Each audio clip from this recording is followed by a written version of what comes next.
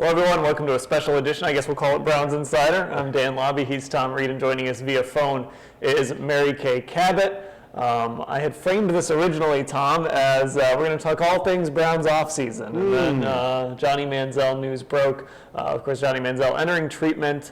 No specifics on what it was. We can all probably have a pretty good guess. Let's go ahead and go to Mary Kay Cabot first. Mary Kay, is there any surprise at all to this?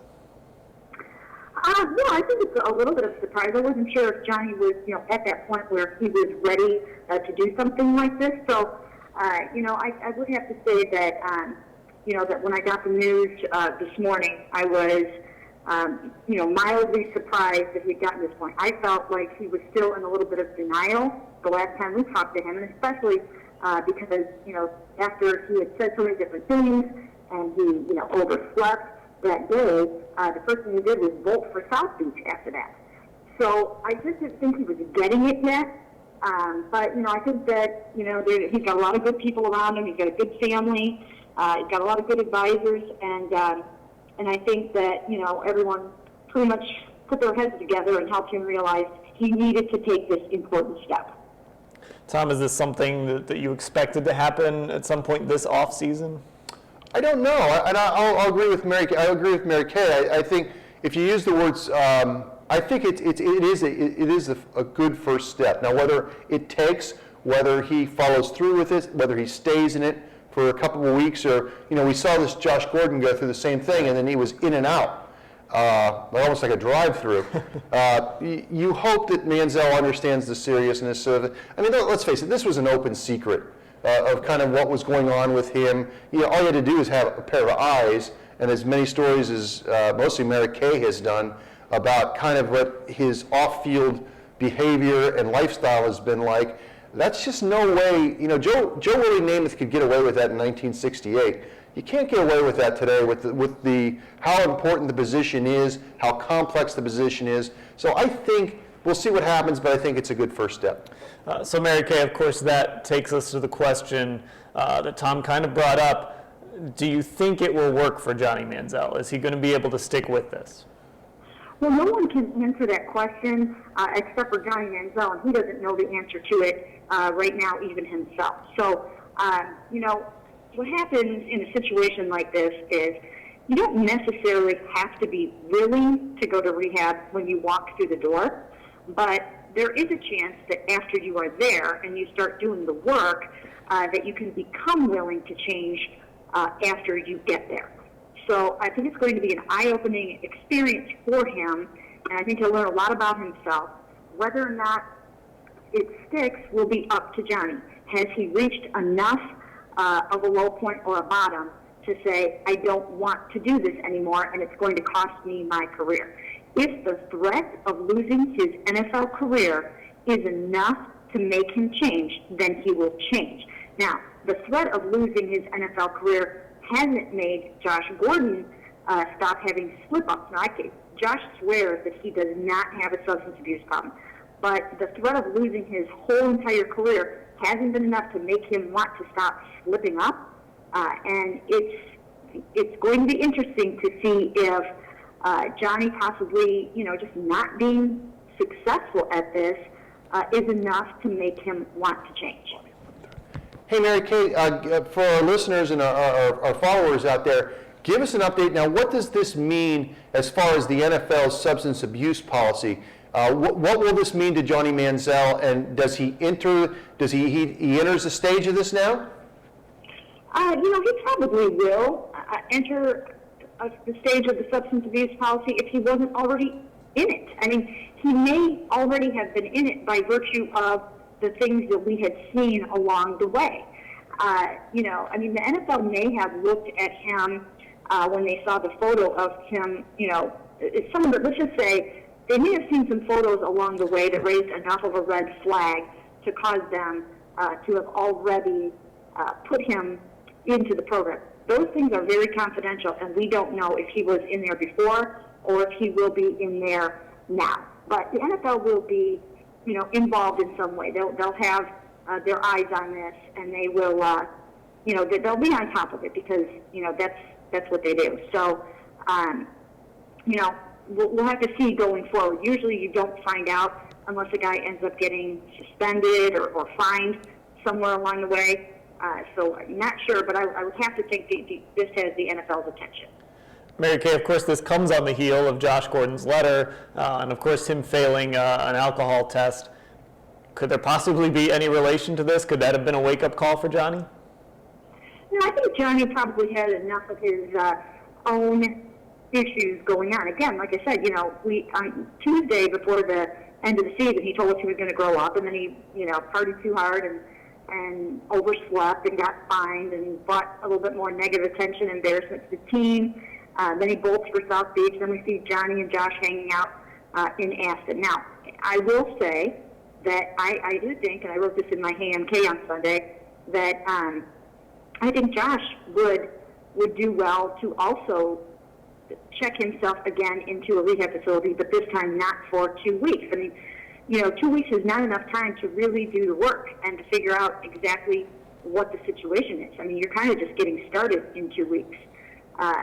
So I think that Josh would probably benefit from a 60-day program, and I think that would also show the NFL that he means business here.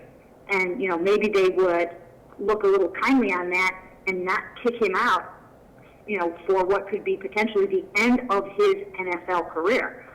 So, I think both of these guys, could benefit from, some help in this regard, and I'm glad that Johnny has taken this step.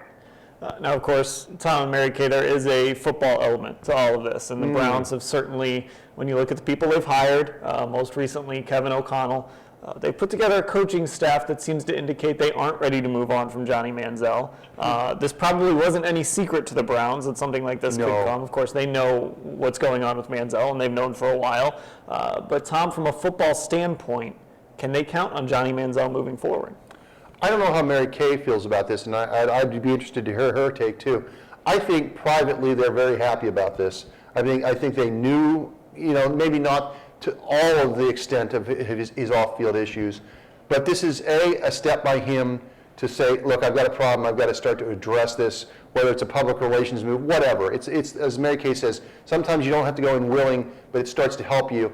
I think the Browns will look at this and say, this is good, this is a positive step. If he clears his system out of this and can somehow get back on the right track, then let's see if we can get him into meetings on time, get him more seriously involved in his career, and maybe that, along with bringing in these new coaches who've worked with him in the past, in Kevin O'Connell at least, that they can get him going. And I think Johnny understood. I mean, let's make it very clear, from Jimmy Haslam to the new offensive coordinator, John DeFilippo, you could hear it in their voices. Hey, this isn't going to be assumed that you're going to be the starter, kid. You better get your act together. And now, Mary Kay, as we do look forward, Tom just laid out a pretty long to-do list with Johnny Manziel. It sounds like it's a real possibility that maybe he wouldn't be the starting quarterback to open next season. Well, if there was going to be any chance that he could be that, he had to take this step first. There was no way that they were going to tolerate him partying his tail off from coast to coast again all off season, and then let him show up at minicamps and OTAs and say, hey, you know what, we're counting on you. So the way that I look at it right now is I don't think they're counting on him to be their starting quarterback. I think that they're cautiously optimistic that they can still make something out of him. But they're also prepared 100% to move on. We've heard that from Jimmy Haslam. We've heard that from Mike Pettin. They have said we're leaving no stone unturned. So what they have to do is they have to go out and they have to find a really good quarterback that can start for them in 2015. Now, if Johnny comes in and beats him out, so be it. But they have to find someone who can win games for them in 2015, whether that be a rookie, which of course most rookies do not succeed, but do they go for a rookie with one of those or both of those first-round picks, or do they go out and find a veteran? And do they find that veteran right on their own roster? And my take on that is, I'm skeptical that the Browns want to go back into 2015 with the exact same quarterback room that they had in 2014. If you're saying that you're on a mission to upgrade and to change, then I don't see that as the same three guys that you had in 2014. So I know there's a lot of talk about Brian coming back. I think Brian will have other really good opportunities that he will want to explore. And I think the Browns will also seriously look around. You know, Tom, with that being said, obviously Brian Hoyer is out there. There's not any huge names out there. But if I'm a veteran quarterback and I'm a free agent and I want an opportunity to start, I might look at this situation and say, you know, I saw Johnny Manziel play last year. I know what's going on with Johnny Manziel off the field. This might actually be an appealing situation to some free agent out there who wants one more shot to start. Yeah, oh, without question. I mean, we get buried into this avalanche of negativity, and with good reason, the way the season ended. But if you could have somehow stopped the season at week 13 and said, whatever, you've got a decent defense here. You're probably one or two players away on defense. They fixed the running game a little bit. That's a good defense. They can run the ball decent. They've improved their running game. You need a quarterback that can come in here and make X amount of plays a game, 10, 12 plays a game, whatever it is. Yeah, I think it is. I think there would be some appeal here. Just like you said, Manziel, maybe Manziel ends up being the quarterback for this team, maybe not next year, but somewhere down the line. But yeah, I think there is some people that would look at that job and say, hey, look what Brian Hoyer did for 10, 11 weeks. They were on the verge of making the playoffs before the bottom fell out. Yeah, and Mary Kay also, unless they use those 2 picks to move up and try and get one of the top 2 quarterbacks in this draft, they've got a 12, they've got a 19. They could get some real weapons that could contribute right away. Oh yeah, they definitely can, and I think they'll be very aggressive again in free agency. They'll scour other teams' rosters for a quarterback. And you know what? Even though it seems like there are no quarterbacks available, this could happen. I mean, there are quarterbacks that might be on someone's roster that people might be willing to part with in a trade type situation. There's a lot that can happen, and you've got a whole different set of eyes on the quarterback situation now in terms of Kevin O'Connell and John DeFilippo and Kurt Roper and whatnot. So these guys, have worked with quarterbacks. John has worked with quarterbacks like Mark Sanchez before and Matt Schaub. I mean, they might have, some feelings about these guys that they can come in here and win in the system. So I do think that, that they will bring someone like that in that maybe we really haven't thought of, or people in the NFL haven't looked at as a quality NFL starter, and see what they can do with them. I think one nice thing, and this is just to set dates up for people, is free agency is in March. Mm-hmm. That's a month and a half before the draft. So they may have an idea by the time they reach the draft whether we really need to move up for a quarterback. Again, this isn't a great quarterback class after you get by Mariota and Jameis Winston. So, but they'll have an idea by then if they've got that quarterback in free agency, or if they think that, as Mary Kay alluded to, possibly making some kind of trade to get a quarterback. So they'll have a better idea then going into the draft if they need to get a quarterback, if they need to move up, which I think is a risk. But still, as Mary Kay has mentioned, the organization keeps saying no stone unturned until they find somebody. So, but they'll have at least a better idea by the time the draft starts where they are with the quarterback. All right, Mary Kay, we'll let you go after this question. Do you think Johnny Manziel plays quarterback for the Browns? Maybe not at the start of next season, but at some point next season. Yeah, I think he'll be on the roster, and I think they'll give him a chance. And I think that I can't say that he's going to be the starter, but I think he'll be around, and they'll give him every opportunity to try to see what he can do. All right, Mary Kay, we know you're busy. We'll let you go. All right, thanks. Tom, what do you think? I'm on vacation. You can keep me here all day. Yes, I do think he'll be on the roster, and I think it. I know we live in a society where you want instant gratification or instant results. I don't see the sense of getting rid of him before at least giving him another chance to go through training camp and whatever. You bring guys in there, try to help him. Again, what he's doing right now is a step, I think a positive step, and we'll see where he is. I still have serious serious doubts whether he can play, whether he's quick enough to play in this league. You watch Russell Wilson last night. Oh my goodness, the difference of him being able to move out of the pocket from what we saw with Johnny Manziel is really frightening. Although we still don't know, if some of Johnny Manziel's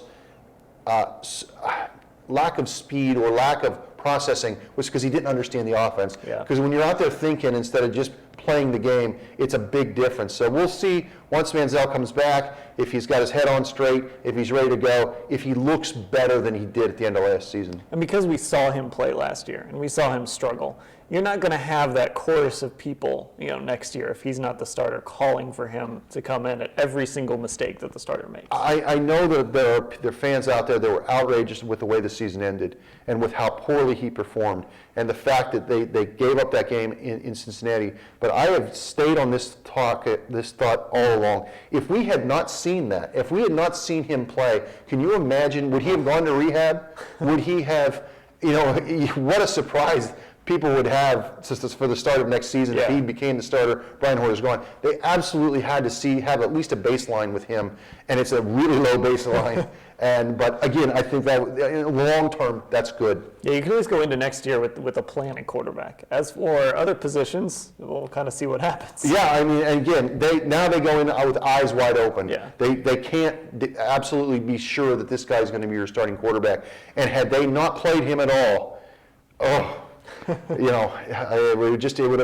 just imagine how things would have rolled around next September, and his first two games have been like his last two games. All right, before we go, I want to get your thoughts on the Super Bowl. Everybody's talking, of course, about they should have run Marshawn Lynch. Seattle should have at the 1 yard line. But let's look at the bigger picture now. Tom Brady, another Super Bowl win. Where do you put Tom Brady kind of in the pantheon of quarterbacks, and even just looking at this generation between him and Peyton Manning? Oh, he's ahead of Peyton Manning for sure. Even if he had lost, this is how many 6 Super Bowls he's been to. He's had an incredible career. He's right up there at the top for me, right in the same, Montana. He's right in that group. And what a comeback in the fourth quarter against that defense. He played terrific. There was a stretch there in the third quarter where you're thinking this game is going to get away from them. I thought they were going to get blown out there. Once it went to, I don't know what the score was. I thought they were one turnover away from completely falling apart. Yeah. And he led them right back, and it was a great game. It's kind of sad the way that the game ended in such a crazy manner, but it was a terrific game. Yeah, as I was watching and as it looked like Seattle was going to win that game, I was thinking this Seattle defense could make the case they're the best of all time after winning Super Bowls against Peyton Manning and Tom Brady, and then Tom Brady has that fourth quarter. Just unbelievable. Yeah, terrific game plan, but terrific game plan. They didn't go out there and challenge deep down the field. They just absolutely dinked and dunked a lot of the way down the field, used the one matchup that they could exploit with Rob Gronkowski, and I thought their game plan was brilliant, and I think at the end, that Seattle defense was just a little tired of chasing, having to rush and then run back. They couldn't really get much pressure on him toward the end of the game. I thought they had a terrific game plan. All right, that'll do it. Another edition of Browns Insider in the books. Our thanks to Mary Kay Cabot. If you missed any of the show, you can catch it on an archive later at cleveland.com/Browns. For Tom Reed, I'm Dan Labbe. Thanks for watching.